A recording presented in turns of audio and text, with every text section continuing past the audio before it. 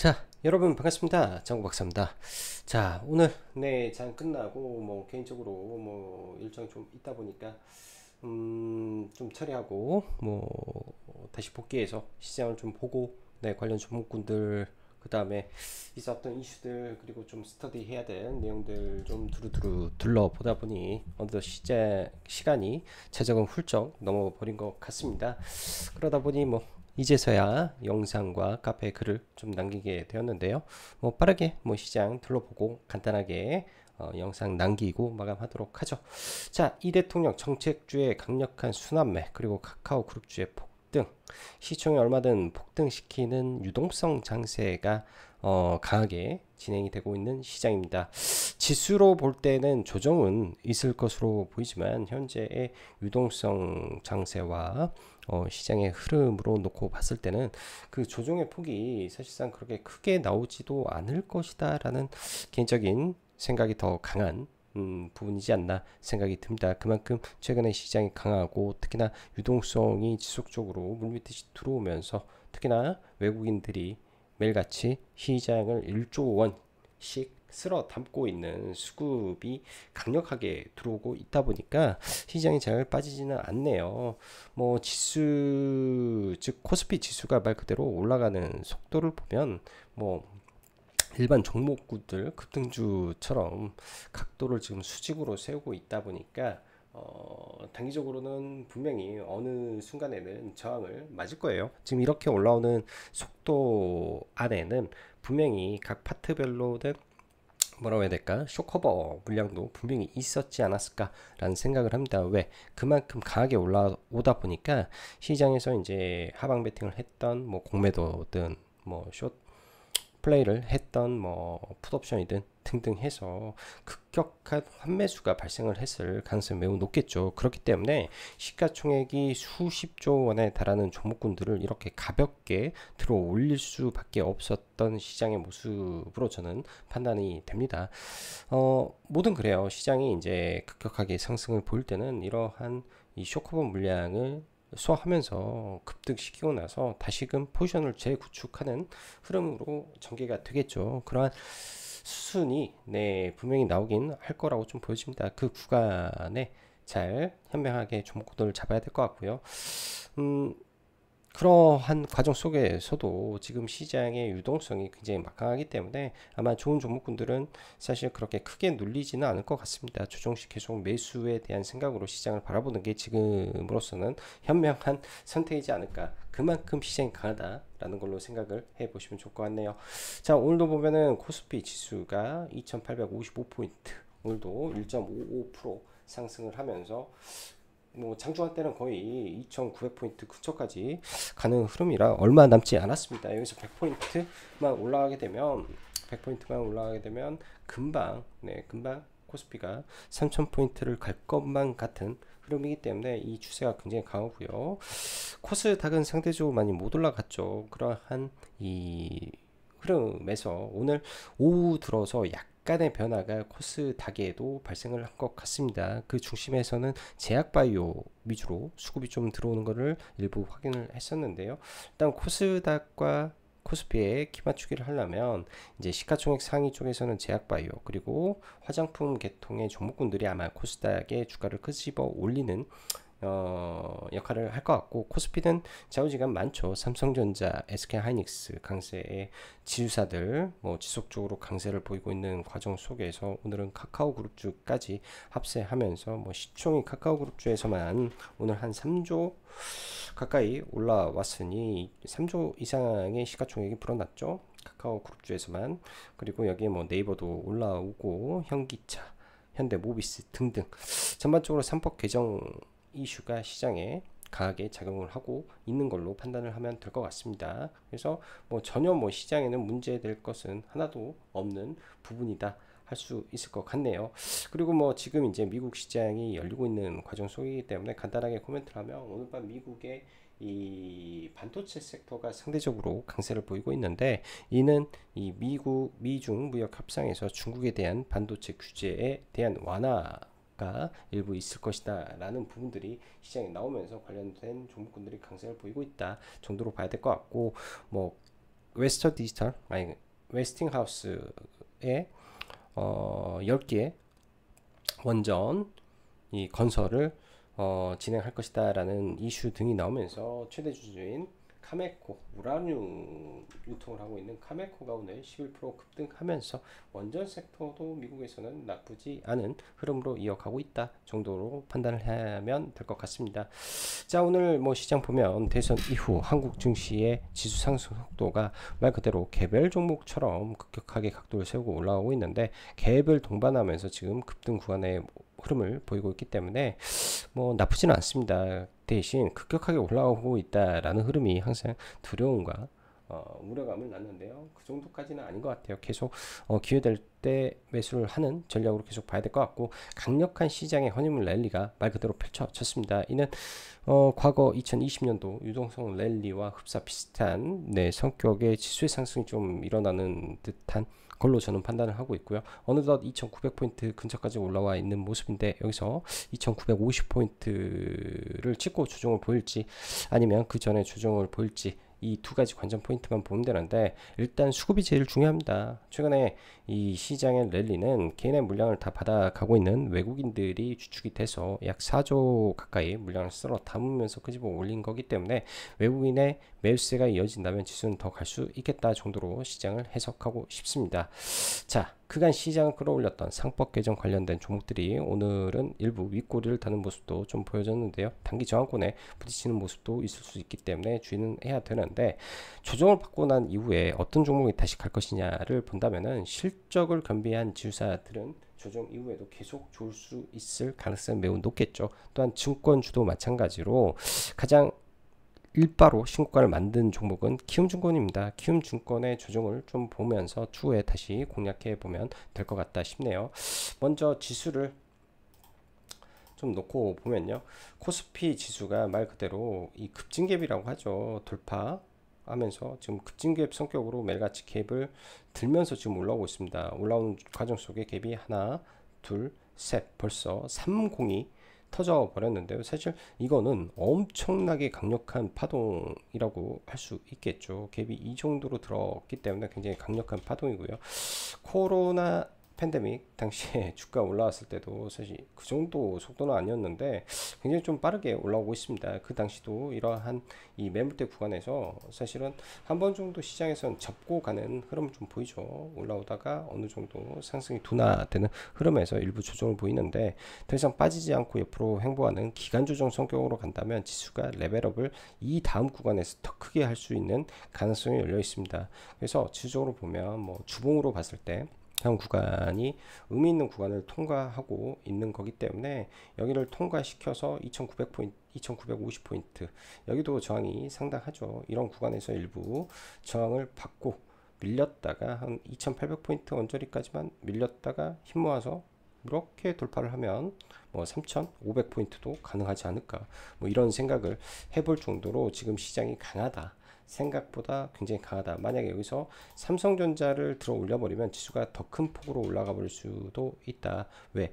삼성전자를 제외한 모든 종목이 지금 다 올라와 있는 상태에서 삼성전자가 올라와 버리면 강한 흐름이 거기서부터 또 연출돼 버릴 수도 있겠죠.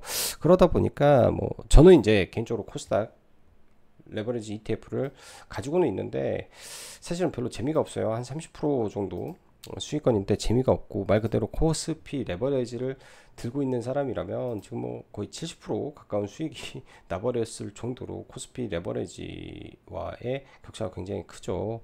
자, 지금 증시는 지수 5000포인트를 바라본다라는 관점이라면, 나중에 지수가 조정을 받았을 때 기본적으로 세팅을 해야 될 거는 코스피 레버리지 ETF를 18,000원 이하권에서는 사서 그냥 중장기적으로 같이 가야 되는 거 아닌가, 이런 생각을 해 봅니다. 그 정도로 최근에 지수의 흐름과 방향이 매우 뚜렷하게 강세를 보이고 있다라는 점을 확인할 수 있고요. 오늘 단지 이제 ETF 쪽에서 보면 최근에 급등했던 이 지주사 관련된 ETF가 조정을 좀 받았죠. 사실 이 지주사 ETF에 가장 많은 비중을 차지하고 있는 거는 한진칼이 되는 거고, 뭐 두산도 일부 비중이 있고 한데요. 아무튼 지수사 ETF가 ETF적으로 약간 윗골을 달았다라는 점, 그리고 증권 ETF도 약간 과열의 조짐을 보였다라는 점, 특이점입니다. 그래서 단기 고점이 좀 이쪽에서 나올 수 있겠구나 라고 생각을 해야 될 것 같고요. 단기에 뭐 하나도 많이 올라간 상태에서 오늘 보면은 윗꼬리를 다 달아버렸죠. 올라가다가 뭐 윗꼬리를 저항을 좀 받고 있기 때문에 단기적으로 이격을 조정하는 뭐 과정이 일부 있을 수 있겠다 생각이 듭니다. 대신 전부 다 이제 사상 최고가를 넘겨놓은 상태이기 때문에 조정을 보이고 다시 이렇게 들고 올라올 수가 있는 구간일 수도 있을 거예요. 조정을 받더라도 뭐 8만원 근처까지 밀렸다 다시 갈 수 있고, HD 현대도 강하게 신고가를 돌파한 지점이 10만원 이하권이기 때문에 빠져도 10만원 이하권에서는 종목군들을 들어 올리려는 시도가 펼쳐질 수 있을 거라고 보여집니다. 오늘 뭐 LS까지도 올라와서 다시 신고가 근처까지 올라와 있는데요. LS는 이제 사업지주사인 그 사업회사인 LS 전선이 있기 때문에 사실 LS 전선이 바로 상장을 못한다라는 관점에서, 쪼개기 상장 안 된다라는 관점에서 오히려 얘가 추후에도 더 좋을 수 있지 않을까라는 생각이 듭니다. 굉장히 강하게 올라왔던 종목 중에 하나였기 때문에 LS가 오히려 지금은 이런 음봉 매집을 하고 올라가게 되면 신고가를 뚫으려고 하는 모습도 보여주겠죠. 왜냐, 하나랑 HD현대는 다 신고가를 뚫었기 때문에. 그래서 이런 지수사 관점에서는 가장 강한 종목을 그냥 보는 게 저는 맞다라고 생각이 듭니다. 그리고 증권주 안에서 키움이 여기도 신고가를 만들었죠. 신고가를 만들어 놨기 때문에 단기적으로 또 너무 급해요. 조정받고 다시 올라가든지 뭐 이런 식으로 관점을 잡고 종목군들을 보면 좋겠다 싶습니다. 자, 이를 제외하면은 시장은 현재 정책 드라이브가 아주 강력하게 걸리면서 뭐 시장에 오늘 종목군들이 대폭등을 하고 있는데, 사실 6월 그 대선 전 그리고 후 해서 종목군들이 대폭등이 지금 나오고 있죠. 말 그대로 엄청난 폭등이 진행이 돼버렸다라고 좀 봐야 될 것 같은데요. 일단 스테이블 코인 관련해서 오늘 종목군들이 엄청나게 또 폭등을 했습니다. 일단 이 연휴 사이에 김용범 전 해시드 리서치 대표를 지냈던 기획재정부 1차관을 하셨던 이 가상 자산의 이해도가 높으신 분이 정책실장에 등용이 되면서 관련된 이슈가 폭발을 해버렸는데, 여기에 미국의 서클이 상장을 하면서 상장과 함께 200%가 상승을 했고요. 오늘도 장중 한때 140불까지 올라가는 흐름을 보이면서 추가 상승을 보였었기 때문에 이런 관점들이 오늘까지 이어지면서 종목군들을 대폭등을 시켰습니다. 일단 스테이블 코인에 대해서는 분명히 굉장히 좀 드라이브가 추후에도 강하게 걸릴 것 같습니다. 카카오페이가 오늘 상한가에 들어가고 헥토 파이낸셜도 빠르게 상한가에 들어왔는데 복합적으로 걸린 거죠. 지역화폐, 그 다음에 스테이블 코인 등등의 내용들인데, 일단 내일 가상 자산 기본법에 대한 법안 발의가 진행이 되고, 그간 이제 그 스테이블 코인 발행처를 누가 진두지하냐, 한국은행이냐 금융위원회에서 하냐였는데, 일단은 금융위원회 쪽으로 이렇게 인가를 내서 진행을 하는 걸로 지금 법안 발의가 되는 것 같습니다. 아마 이것 때문에 제가 봤을 때는 오늘 스테이블 코인 관련된 종목군들이 대폭등이 일어나지 않았나 생각이 드네요. 왜? 그전 같은 경우에는 한국은행이 이 진두지휘를 하게 되면은 이제 통화 관련해서 이제 한국은행이 하다 보니까 개별 이런 민간 금융에서 이 발행이 안 될 수도 있다라는 우려감이 있었는데, 그거를 좀 깨 부셔가지고 제가 봤을 때는 이런 폭등이 좀 나오지 않았을까라는 생각이 좀 듭니다. 뭐 오늘 관련된 종목군들 좀 보면요, 일단은 뭐 카카오페이가 이 무거운 종목을 일단 엄청 빠르게, 저도 오오오오오 하면서 상한가에 들어와서 사실 매매를 아예 못했습니다. 이거는 그냥 쳐다만 보고 있었고, 이때 이렇게 매집이 되어 있는 상태에서 박스권을 돌파하고, 여기 박스권을 돌파한 상태에서도 좀 올랐죠. 박스권 돌파하고 이때도 여기 34,000원에서부터 한 15% 올라온 상태에서 오늘 올랐으니까, 이 박스권에서만 놓고 보면 얼마가 올랐을까요? 박스권에서만 놓고 보면 일단은 40%? 45%? 정도 올라와 있는 상태고, 내일 뭐 여기서 추가 상승을 하게 된다면 제가 볼 때는 한 55,000원에서 6만원권 되면은 좀 저항이 강하지 않을까 싶습니다. 단기적으로 이제 시가총액의 기준점이 6조 6천억에서 10%가 올라가게 되면 벌써 7조가 넘어가는데, 아직 밸류 쪽에서는 좀 부담이 되지 않나. 그리고 이쪽 구간에 들어서면 비교적 강력한 저항권이 있고요. 연봉상에서도 이 구간 윗꼬리 혹은 이 몸통 언저리에 들어가면 저항을 받겠죠. 그리고 연봉상으로도 지금 100%가 넘게 상승을 했는데, 작년 11월 저가 12월 달에 저점 21,200원 기준에서 보면은 160%가 또 단기간에 상승을 하게 됩니다. 말 그대로 하나솔루션하고도 되게 비슷한데요. 저점 대비해서는 150%, 이때 저점 대비, 그럼 이때의 저점 거의 비슷하기 때문에 한 160% 올라가고 꺾였단 말이에요. 그러니까 카카오 페이도 거의 160% 정도, 그러니까 한 번 더 상승하면 150%에서 160% 정도 상승이 되기 때문에, 그러한 관점에서 비슷한 상승률 보이고 좀 꺾이지 않을까 이런 생각을 해봅니다. 대신 카카오 같은 경우에는 거래 대금 자체가 오늘 1조 2천억을 터쳐놨기 때문에 좀 강할 수 있는데, 넥스트레드에서 추가적으로 4%가 좀 급등을 했죠. 이런 관점에 만약에 오늘 미국 시장에서 서클이 급락을 한다든지 차익 매물이 나와가지고 동시에 좀 밀린다면 좀 차익 매물이 좀 나올 수도 있을 거예요. 근데 거래 대금이 많이 터져 있는 구간들, 뭐 이런 구간에서 빠지더라도 다시 대반등 시키려는 힘이 좀 작동하지 않을까 이 정도 생각을 해 봅니다. 카카오뱅크는 따로 모르겠고 뭐 이 정도 흐름이고, 당연히 이런 쪽은 조정시 볼 건 아닌 것 같아요. 제가 봤을 때 올라가는 이 관성과 쇼커버에 의해서 쭈르륵 올라갔다가 한참 밀리고 나서 입법 과정과 그런 시간이 걸리기 때문에 그런 구간을 좀 기다렸다 봐야 되지 않나 싶고요. 오늘 아침에 이제 저도 뭐 코나이를 그 넥스트레드에서 시가 베팅으로 그냥 좀 들어가서, 여기서 이제 반등을 세게 나오길래 윗꼬리에서 그냥 팔고 나오고, 여기서 한번 매매했던 것 같아요. 이런 밀렸을 때 이 자리에서 매매해서 이렇게 팔고 그냥 두 번 매매해서 말았는데, 단기적으로 또 상승이 급하기 때문에 이격을 좀 줄이는 구간이 좀 필요할 것 같습니다. 이 지역화폐 쪽은 이렇게 생각을 해 보면 될 것 같아요. 단기적으로 차익 매물이 나오는데, 일단 추경과 전 국민 25만 원